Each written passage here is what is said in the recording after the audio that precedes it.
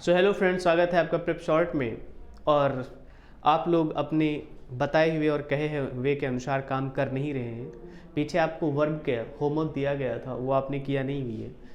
कुछ लोगों ने ही दिखाया है, सब आप सबकी जिम्मेदारी है। देखिए, कोई भी वैकेंसी आती है तो वैकेंसी हज़ारों में आती है और फॉर्म लाखों में भरे जाते हैं।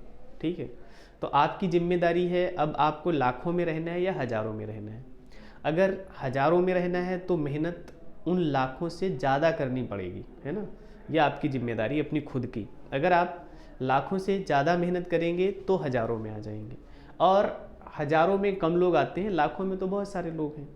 तो आप लोग पार्टिसिपेट कीजिएगा और क्या कीजिएगा, जितना भी आपको पीछे कराया गया है स्टेप बाय स्टेप एक बार कर लीजिएगा बस।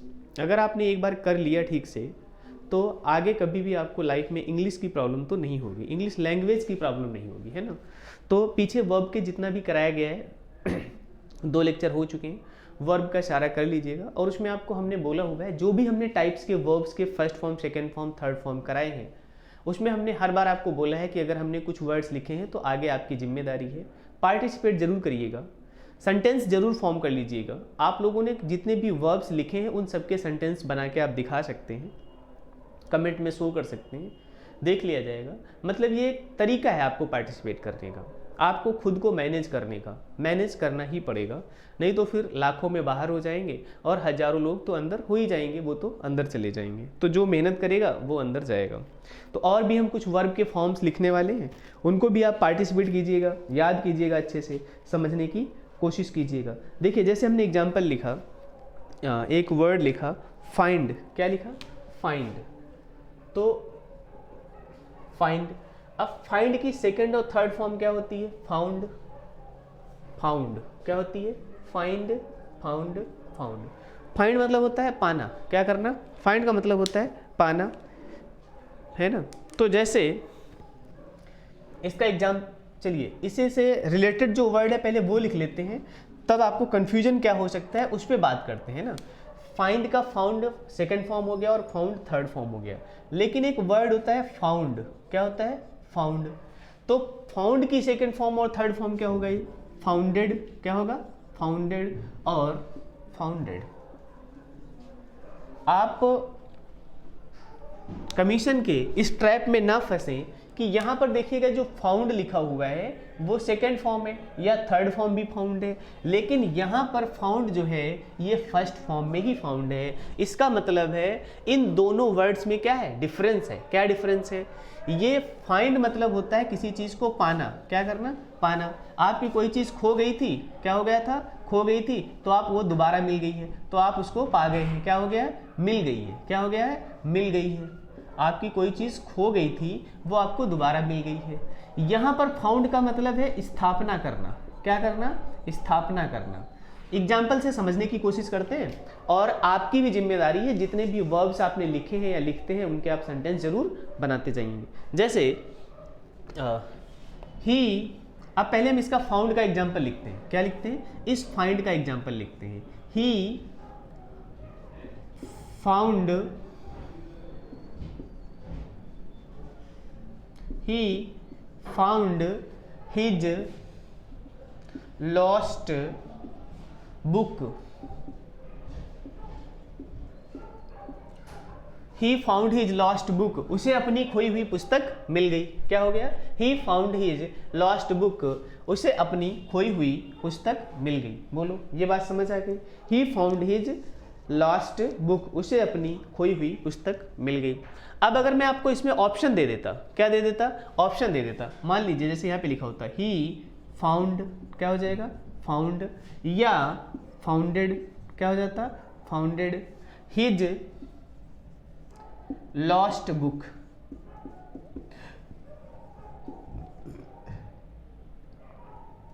He found his lost book. अब आप बताइएगा, देखिए इंग्लिश ग्रामर में एक चीज और याद रखिएगा, सेंटेंस पे डिपेंड करेगा कि कौन सा वर्ड यूज करना है। किस पे डिपेंड करेगा? सेंटेंस पे डिपेंड करेगा कि कौन सा वर्ड यूज करना है।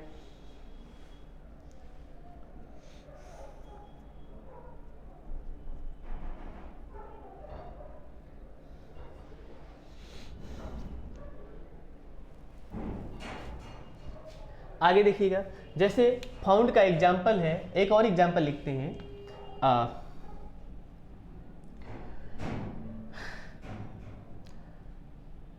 स्वामी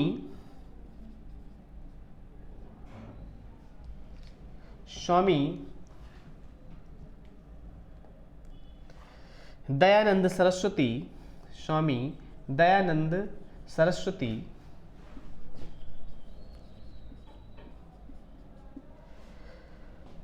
फाउंड या फाउंडेड, स्वामी दयानंद सरस्वती फाउंड या फाउंडेड आर्य समाज। क्या? आर्य समाज।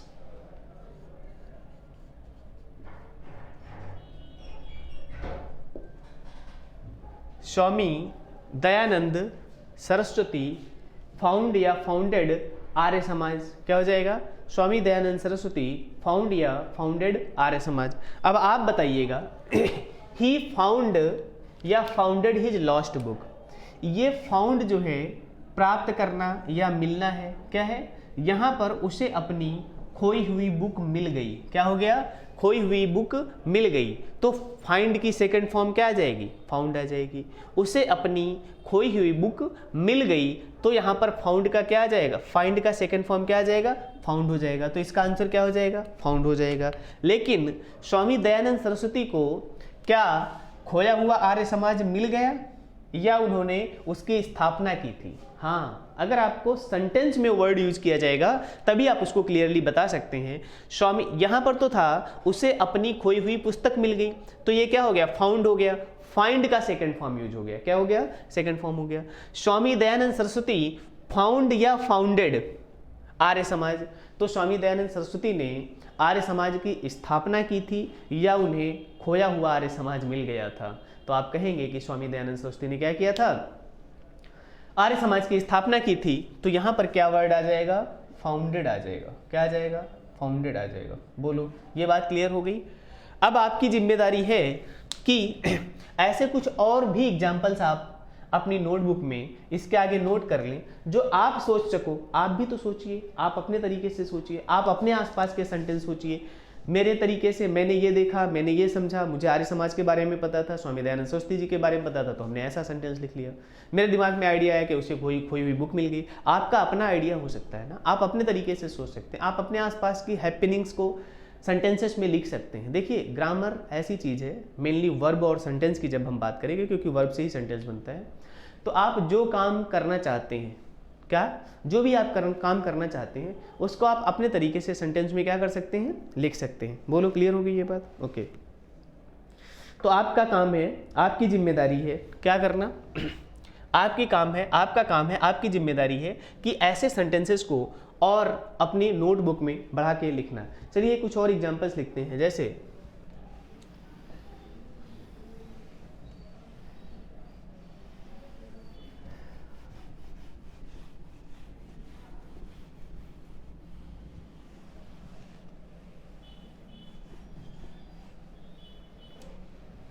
चलिए एक और एग्जांपल लिखते हैं।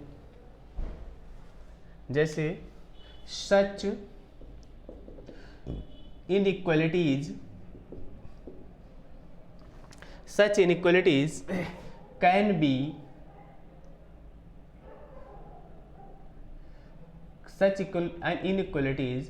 can be found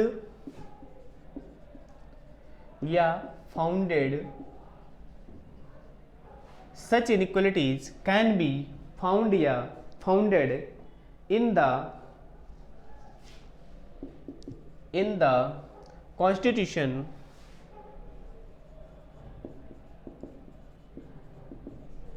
of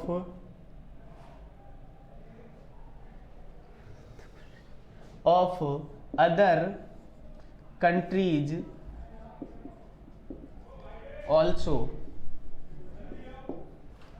तो सच इनइक्वलिटीज कैन बी फाउंड या फाउंडेड। अब आप बताइएगा, फाइंड का मतलब होता है पाना, जिसकी सेकंड फॉर्म होती है फाउंड एंड फाउंड।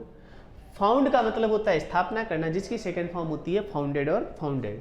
तो अब आप बताइए, इनइक्वलिटीज कैन बी फाउंडेड यानी स्थापित की गई हैं या पाई गई हैं, बताइए। तो आंसर क्या हो जाएगा आपका, फाउंड, है ना। क्या हो जाएगा, सच इनइक्वालिटीज कैन बी फाउंड या founded in the constitution of other countries also, yes और नो, बताइए। तो इस तरीके से आपको कुछ और एग्जाम्पल्स भी अपने लिखते जाने हैं और बनाने हैं। चलिए आगे देखिएगा।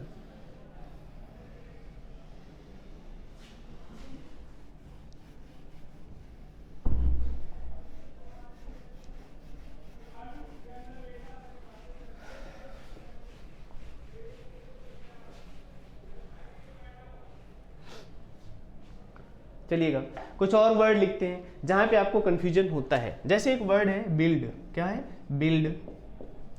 तो इसकी सेकंड फॉर्म और थर्ड फॉर्म क्या होती है, बिल्ट और बिल्ट होता है। क्या होता है, बिल्ट और बिल्ट होता है। आप लोग कई बार कंफ्यूज क्या हो जाते हो कि यहाँ पे डी लगा हुआ है, क्या लगा हुआ है, डी लगा हुआ है। तो डी ऑलरेडी सेकंड फॉर्म होता है, आपको ऐसा लगता है क्योंकि बहुत सारे वर्ड में आपने ऐसे वर्ड्स देखे हुए जहां पर लास्ट में डी लगा होता है। क्या लगा होता है, डी लगा होता है।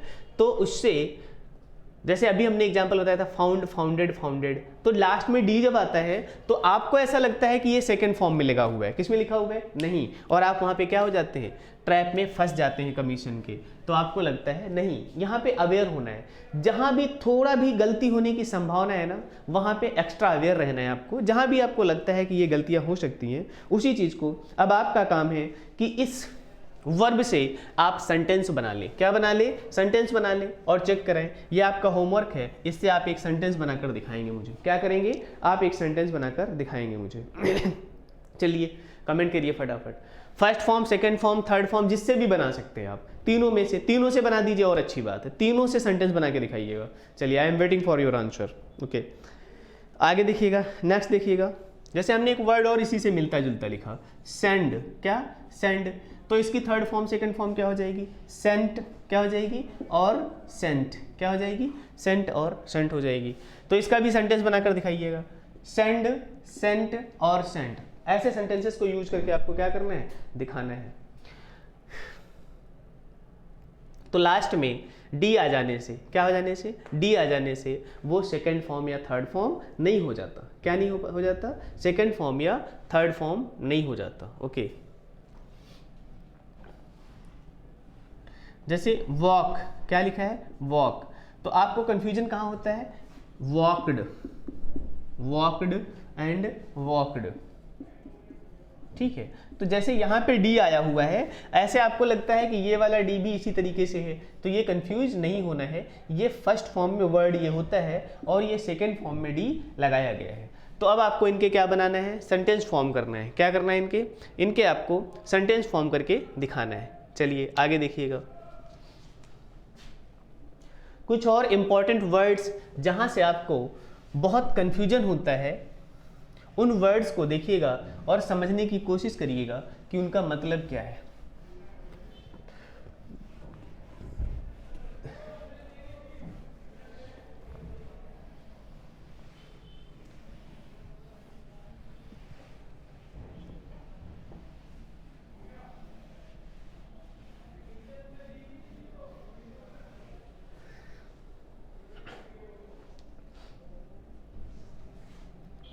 देखिए जैसे वर्ड होता है मेल्ट, क्या होता है, मेल्ट।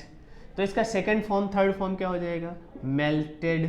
क्या हो जाएगा, मेल्टेड। मेल्ट का क्या हो जाएगा, मेल्टेड, मेल्टेड। अब कंफ्यूजन यहां होता है, क्या होता है, यहां पे एक वर्ड होता है जिसका नाम है, जैसे यहां पे लिखा हुआ है मेल्टेड और मॉल्टेन, इस तरीके से लिखा होता है। अब आपको लगता है ये वर्ब की थर्ड फॉर्म है, हाँ वर्ब की थर्ड फॉर्म है, लेकिन वर्ब की थर्ड फॉर्म दो क्यों है, क्या, यहां पर मेल्टेड भी है और मॉल्टेन भी है, ये वर्ब की थर्ड फॉर्म दो क्यों है। चलिए तो आपको बता दूं कि ये वर्ब की थर्ड फॉर्म है, क्या है, ये वर्ब की थर्ड फॉर्म है, लेकिन ये आपके लिए जो मॉल्टेन लिखा हुआ है